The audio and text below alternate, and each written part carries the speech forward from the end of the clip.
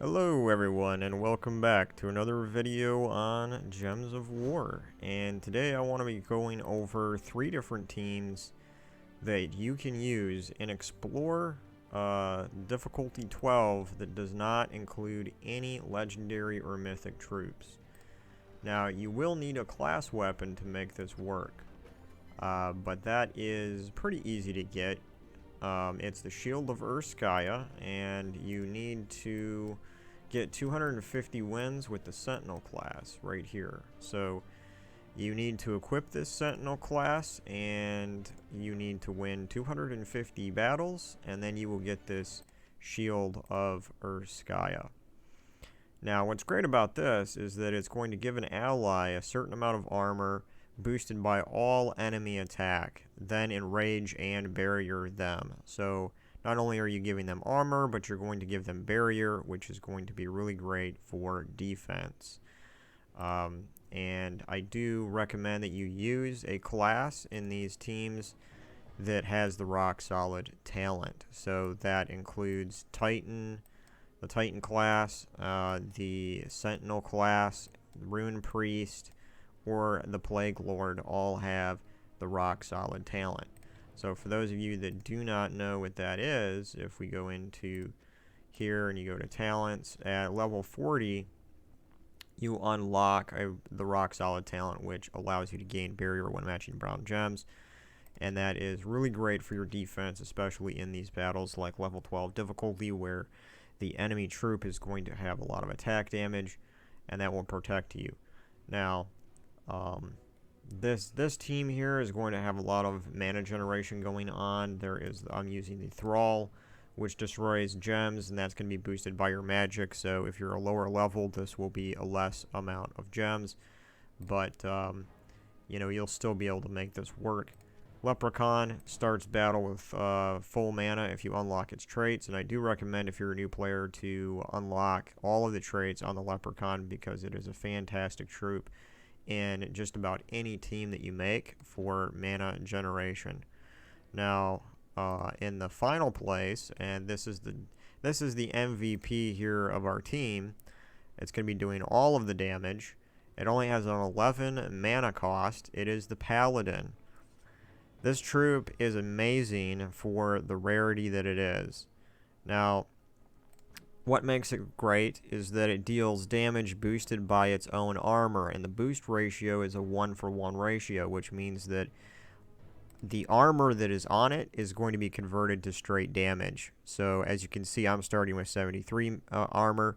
Now, if you're a lower level, that will not be this high, but do not worry, because when you cast the Shield of Urskaya on the Paladin, it will get a big boost of armor, even if you're a low level, because the armor that's going to be given to it is not based on your team, but it's boosted by all enemy attack.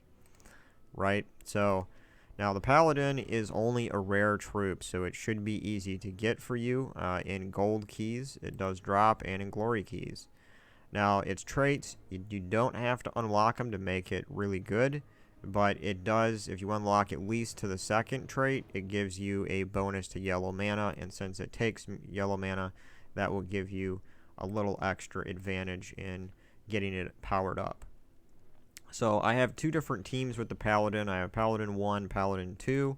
The second team, we are going to be using a couple of different troops. Deep Borer for the brown mana generation for the shield, and we have the Alchemist here for our transformation to yellow, so we can get the Paladin up. So I want to go through battles with those 2 separately and show you that you can have different troops in there with this and make it work. And you could even come up with your own ideas too for what troops might work with Paladin. These are just a couple of my ideas.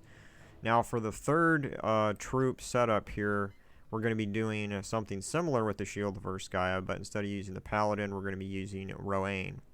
Now, Rowanne is pretty easy to get early on in the game, because you can get it in one of the kingdoms through completing quests, and it is really great even at later times in the game when you match it up with the Shield of Urskaya.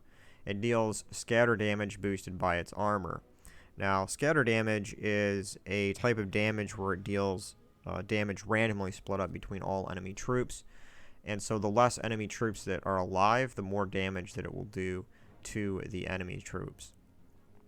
And its boost ratio is 2, so it will be doing 2 extra damage and the scatter damage per 1 armor. So if you max it out at 1,000 armor, and that's the highest armor that you can get on any troop, then it will be doing 2,000 scatter damage, which is pretty high. It's incredible. So in this team setup, we have the Clockwork Sphinx, which is another troop that I believe is rare. Let me check real quick. Yeah, its base rarity is rare. So all of these troops here, I think, are rare or common that I have set up in here. This is a common troop, and no legendaries required for this. So then we have the Rowanne there in that spot. Then finally we have the Snowy Owl, which I am using because it destroys all purple gems on the board, and then it creates 7 gems of a chosen color.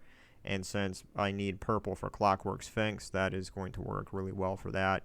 And then once I get the Shield of Urskaya up and I cast it on Rowanne once or twice, then I'll be able to funnel the mana into the Rowanne instead of getting it into the shield. So we're going to go through 3 battles here. Hopefully we won't encounter anything that is weird.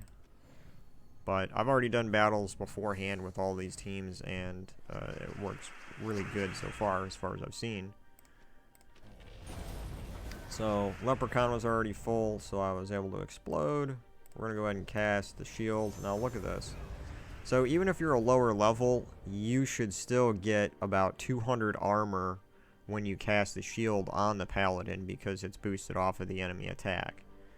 And that isn't going to change. And it's easy to get this up. Now, we're going to want to cast the shield one more time in order to one-shot everything. So let's do that. Need to get this brown mana here, and there we go. We'll cast it again. Now the Paladin is going to be doing 451 damage per hit, and that is enough to kill anything over here. So let's go ahead and kill this last troop because that's going to be giving life to the rest of them, and we want to get that out of the way. Now we can just use our mana generators here to get our Paladin full, and we're just going to one-shot stuff. We're going to snipe it.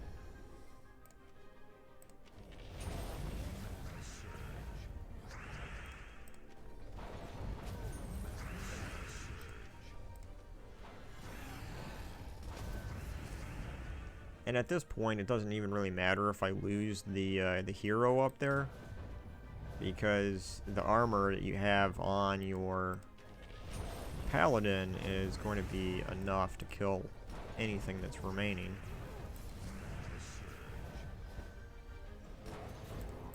And that's it. So that's a level 12 difficulty battle, and went by pretty quick. Paladin. It's an amazing troop for the rarity that it is, right? So we'll go to the second team here. And this one is a little bit slower, but it still works pretty darn good. Pretty similar, actually, to the other one. The concept's the same. You're just going to be trying to get all of the shield up first so that you can use that on the Paladin. Same thing. So now we need the shield up one more time, so let's go ahead and use the deep bore. Alright, now we're ready to snipe. So we got the Paladin up already. And let's see, what yellow can I convert to let's see, yellow with blue there, and we have like 2 blue. Let's convert that. So we'll go ahead and snipe that guy. And is there a green or a yellow? No, unfortunately not.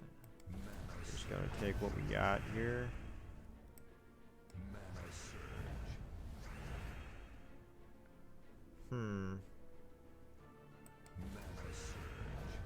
I missed a green.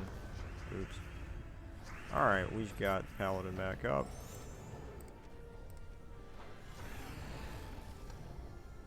And, you know, if you need to, if you do want to save the shield, at this point you can just cast it on itself. That way it'll give itself barrier and a boost in armor. And we just got to get the Paladin up one last time here. And that's it. So, yeah, that's pretty easy, right? You know? Now let's go on to the Rowanne and see how easy that is. It's basically the same concept, it's just the damage type is different here. So we're going to want to get that shield up first. But we'll just take what we can get here. Why is there so much brown on the board and I don't have a 3 match? It's frustrating. Huh. I need brown. I mean, I guess we can go Clockwork Sphinx if, here we go, we finally got some brown. Alright, so we'll cast it on the Rowanne. And as you can see, it's going to be doing 492 scatter damage right now, which is just going to kind of tickle them. So what I really need to do is get the shield up one more time.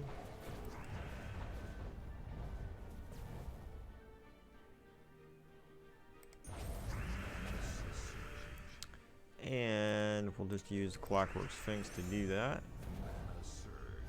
And what's nice is the Clockwork Sphinx actually does give armor too, 25 armor. It's not too much in comparison to the shield, but yeah, it does give some armor. So cast that on the Rowanne a second time, and now let's see how much damage it's gonna do. It's gonna do 930 damage to all the troops. Let's see if that's enough to kill them all. Almost, right? So we just need to get the Rowanne back up. So what do we have here? We got 10 green, 9 blue. Let's go ahead and grab that green, and then we'll see if we can grab a blue. There we go. And we're going to do 992 damage to the last enemy. You think that's enough to kill him? He's only got 98 health, so yeah. And there you go.